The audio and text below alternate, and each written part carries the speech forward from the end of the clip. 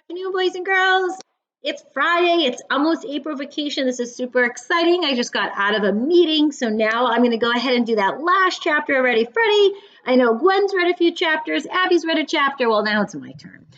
Before we do our last chapter of Ready Freddy, I'm going to show you a few friends did the Earth Day coloring, and they weren't quite sure what it was, and I haven't done it. So I had Gwen do it, and if you haven't done it, cover your eyes so I don't ruin it for you.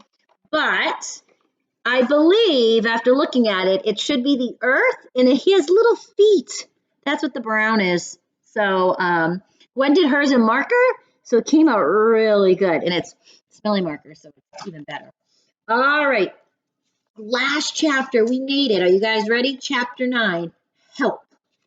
After I got home from Robbie's, my mom was helping me organize my report when Susie walked in. What are you doing? I'm trying to practice my report. I have to do it tomorrow. What's your stupid report about? Susie asked. Bats. Ew, gross. Bats suck your blood. That's what I used to think. But they actually are really gentle animals. Only the vampire bats drink blood, and it's rare they bite humans. It mostly laps up the blood of big animals, like cows. And it doesn't even live in North America. Wow, I think you're spending too much time around Robbie, Susie said. His geekiness is rubbing off on you. You totally sound just like him. What's wrong with that? My mom said. Robbie's a sweet little boy and a smart one, too. He's a big science geek, Susie said. He is not, I said. He's my best friend, so just stop. All right, you two, my mom said. Susie, sit down and let Freddie do his report for you. He's nervous, so he needs to practice a bit in front of an audience. I don't want to do it in front of her. Well, I don't have any time anyway. I have to do my homework. You have 5 minutes, my mom said, leaving Susie over to the chair. Sit.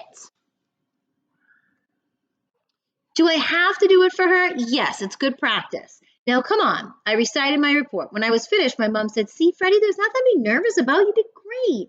I don't get nervous in front of Susie, Mom, but I get nervous. I'm going to freeze in front of my whole class. I was really nervous before my first oral report, too, Susie said. You know what Dad told me to do. No, what? He told me just to imagine everyone sitting there in their underwear. I did, and it was so funny. I totally forgot about being nervous. It really worked. Yep. Just then, the phone rang. My mom got up to answer it. I'll be back in a minute. Your report is missing something, though, Susie said. What?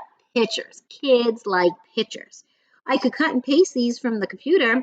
They're not big enough. Well, with my arm like this, I can't draw any. I'll make some for you, Susie said. Really? You do that for me? I'll make a deal. I will draw you pictures for your report if you promise to carry your own backpack from now instead of making me do it, you didn't break both arms. Your left one still works. But Mom and Dad, do we have a deal or not? Deal, I said, locking pinkies. Of course I had to use my left one. You're the best sister in the whole world. I know. Chapter 10. It's really short, so I'm going to finish it. Chapter 10. Teddy bear underwear. The next day at school, when it was time to do reports, Mrs. Wishy picked me to go first. As I got up in front of the class, my stomach started doing flip-flops. I thought I was going to throw up right there, but then I remembered what Susie told me and closed my eyes. I imagined everyone in their underwear. Chloe had pink underwear with flowers and lace, but Max's were the best. He had undies with little teddy bears, the biggest bully in all of first grade, and teddy bear underwear. Are you okay, Freddie? Mrs. Wishy whispered in my ear. I opened my eyes and smiled a great big smile. Oh, yeah, I'm fine. Just great, I said. Then, with Robbie holding up my pictures, I recited my whole report perfectly. When I finished, everyone clapped. Well, Freddie, said Mrs. Wishy, you did a fabulous job, even with a broken arm. You should be very proud of yourself. I barely heard her. I was still thinking about Max and his teddy bear underwear. So there's Max.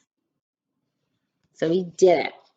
Not bad. I like when if you look at his cast, you can see where everyone has signed it. So like I said, in the back of Ready Freddy books, there's always shark facts. It's always a little like fill in the blank. What else is there today? Oh, and there's even a little bat craft. Alrighty, so this is it. Have a great vacation. I won't see you guys again until Monday after vacation.